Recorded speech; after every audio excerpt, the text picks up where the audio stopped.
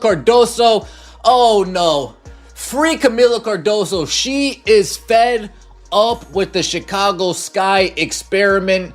When your team loses by 27 points to an opponent missing its star player, that's not just a problem, that's a full-blown catastrophe. And for Kamilla Cardoso, enough is enough. This wasn't merely a loss, it was a public basketball beatdown. The Chicago Sky looked like they'd forgotten how to defend, walking straight into a disaster on their own court. The Indiana Fever, even without Caitlin Clark, didn't just win. They humiliated the Sky in their own house, like it was personal.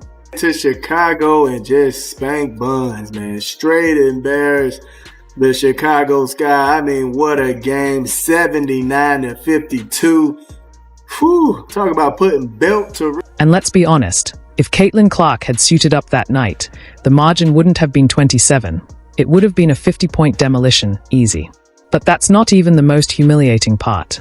What really stole the spotlight was Kamilla Cardoso's body language, cold, distant, and clearly fed up. And who was she stranded on the court with as everything unraveled? You guessed it, Angel Reese. I've got to be completely honest here. We have to talk about this. She's just not that good. Like, she's just not that good. She's not. Angel Reese, this was supposed to be the duo, the future of the franchise. Instead, we're witnessing the basketball equivalent of a slow-motion breakup. At this point, the only chemistry between Reese and Cardoso is static electricity from all the friction. Reese is out here forcing shots and coughing up turnovers like it's a side hustle, while Cardoso stands by like a Michelin star chef watching someone torch a piece of toast. Angel Reese with her, 12 rebounds, 4 points is all she got? Bro, didn't I say Angel Reese ain't no good, bro? She just a social media star. You saw that outfit she had on? Like, it's freaking hot in Chicago. And she got that hat and that coat. Well, I guess because she's cold, because she couldn't make a bucket. She was cold from the floor. She was trash. Like, Angel Reese is not a good basketball player. I've been telling y'all that. But y'all don't want to get your feelings that, like, oh, you're a hater. You're a sellout. No, sellout, bro. I'm just an honest basketball fan. A real basketball fan will tell you the truth. Like, yeah, she kind of sucks and she needs to work on her game. And here's the kicker. Caitlin Clark wasn't even in the building. Let that sink in. The Fever rested their franchise centerpiece and still ran the Sky straight out of their own gym. The final score? An embarrassing 79-52 blowout. This wasn't just a win. Indiana dismantled Chicago, rebuilt them from spare parts, and then lit the whole thing on fire again.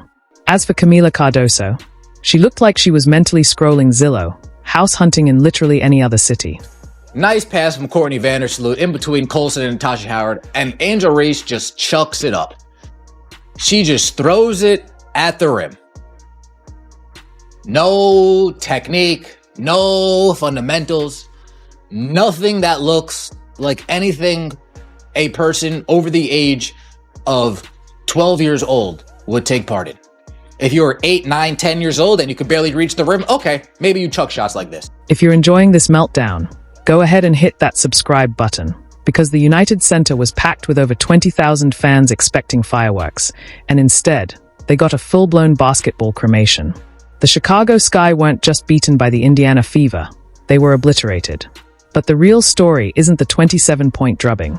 It's not even Angel Reese's brutal 4-point showing on 2 of 7 shooting that had fans wondering if she'd forgotten how to play overnight.no.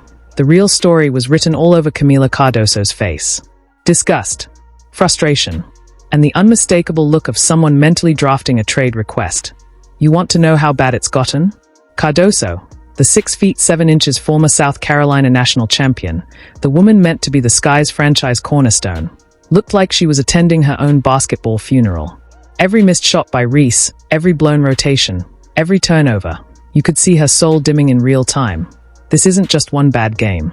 This is a partnership that was supposed to revolutionize Chicago basketball, unraveling into what might be the most expensive therapy session in WNBA history. It's actually like our worst loss of the season when you consider that we played a team without Caitlin Clark, without Sophie Cunningham, and even without their head coach, Stephanie White. Angel fans want Angel to be traded. Kamilla fans want Kamilla to be traded. Sky Town just wants the season to be over. Overall, it is just not looking good for us as an organization and as a fan base. There's still no updates on Sloot if you were wondering, or at the very— Let's rewind to before this disaster.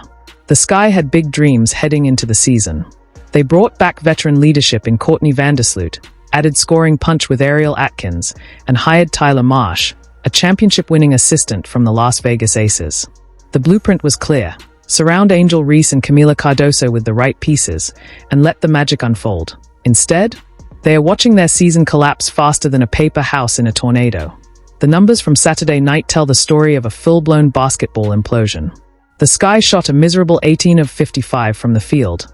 That's 32.7% for the stat geeks, and clanked their way to just 3 of 15 from deep. But here's what the box score doesn't show: Kamilla Cardoso's body language, which was louder than a 3 a.m. fire alarm.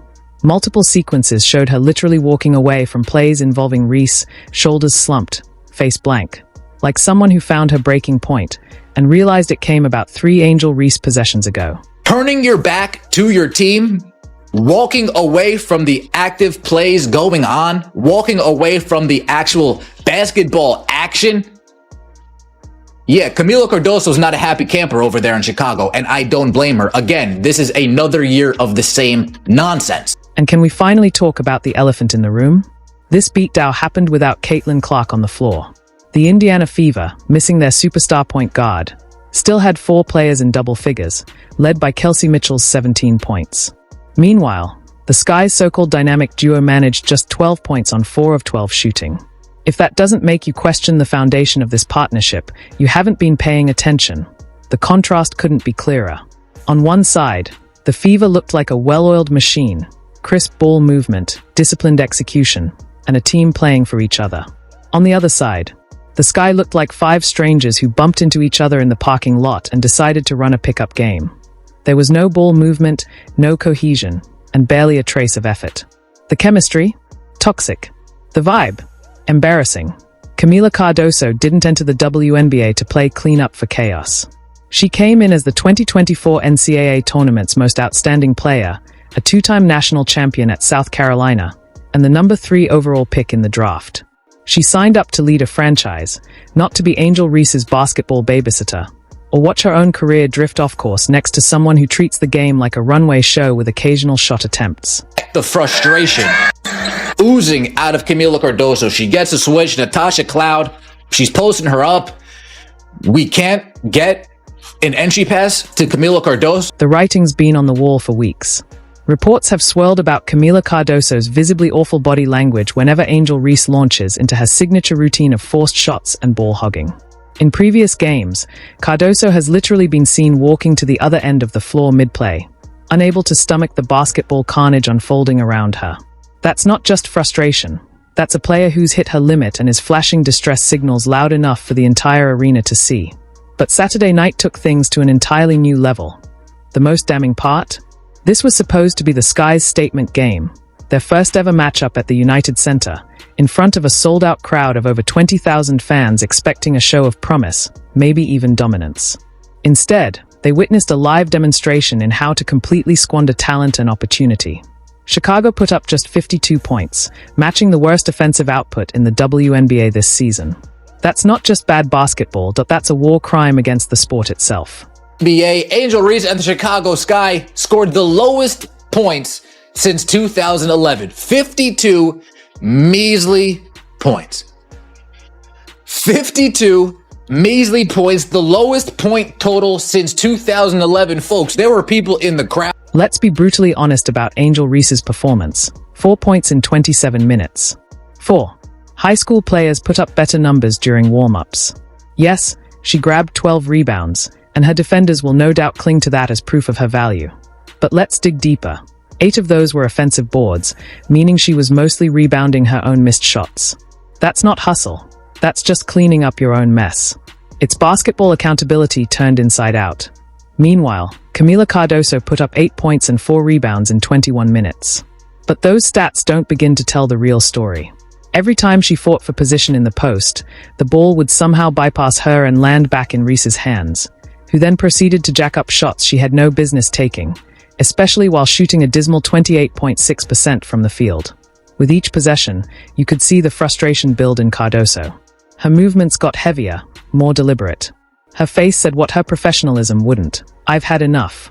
She is good at getting rebounds. She just sits there and rebounds herself 4 or 5 times a game. Usually doesn't even convert those 4 or 5 rebounds into a bucket even. She's got long arms. She's got good size. I'm sure she creates problems defensively. But she is the most uncoordinated, high-level basketball player around the basket that I've ever seen. I have never in my life seen somebody who is a national champion, high draft pick, famous for being a basketball player who can't do anything at all around the bucket whatsoever.